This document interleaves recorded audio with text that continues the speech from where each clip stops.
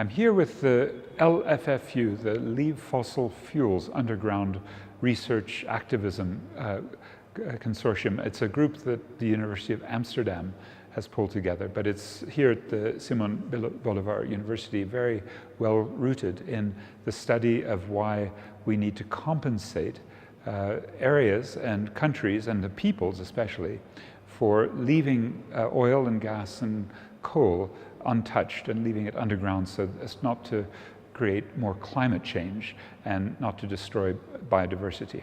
Yes, the Durban, South Africa is the main refinery site for the region, and it's in fact the largest refinery in Africa in South Durban. It's been a subject of great controversy for decades because it's located, especially BP, Shell and Engen, the three big oil companies, in a residential area, and it's black people. Technically we have a name colored for mixed race, and people of Indian origin. And a little bit further away are African blacks, and even further away, safely out of harm, are whites. And in that area of South Durban, the damage being done, especially through very local level emissions to the residents. For example, the primary school, Settlers Primary, has a 52% asthma rate at the last measurement. And although sulfur dioxide emissions have been reduced and it's not as bad, the main problem is we're looking at a doubling of the refining capacity in the coming 10 years. And we know the government wants to do that because its main agent, Transnet, has just doubled the pipeline size from Durban to Johannesburg. And so we're worried about increased refining, but also exploration has begun offshore by ExxonMobil, by Statoil from Norway, by Eni from Italy, and South Africa's own Sasol. And so there's a very powerful community group, the South Durban Community Environmental Alliance, and they're fighting tooth and nail against the expansion of the port petrochemical complex and the offshore exploration.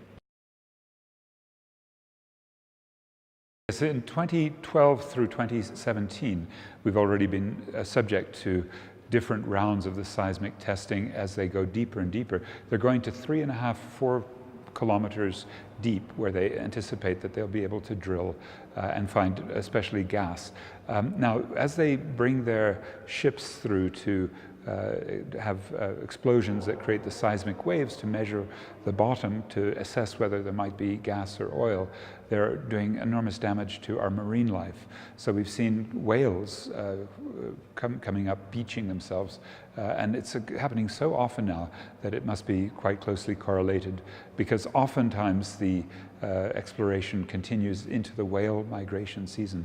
Now, don't forget, this is an area that once had the biggest whaling station in the world, and certainly in the southern hemisphere. It was the Norwegians.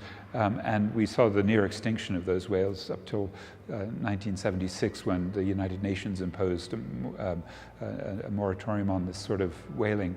But now we're seeing the same oil company, Statoil, from that same country. It's just a different kind of extraction of oil. In that earlier case, it was whale oil, and now whales are dying in order that Statoil, ExxonMobil, Eni, and Sasol can explore for oil and gas.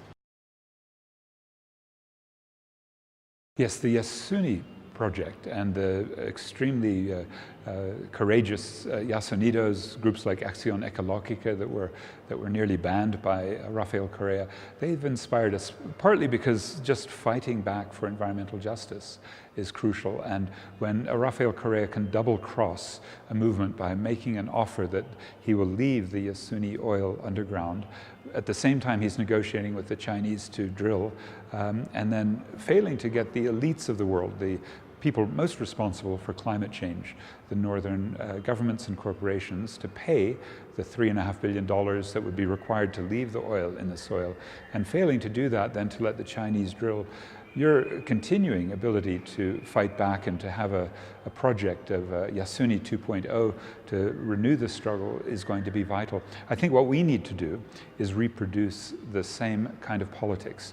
That is, the demanding that the climate debt of the North, the global North, myself included, be paid through making sure that the social movements, the activists, the environmentalists are stronger, that their organizations have more capacity. And that would be, to me, the ideal way that a climate debt could be paid to activists in South Durban, in Fuyeni, Somkele, Mfolozi, our coal site that's under similar struggles against coal invading a very biodiverse area where the white rhinoceros was saved at Africa's oldest game park. And I think in all of those ways, Yasuni is a model for north-south people-to-people collaboration that will be of an eco-social justice nature. It brings it all together in a way we have to start replicating. This time we must win.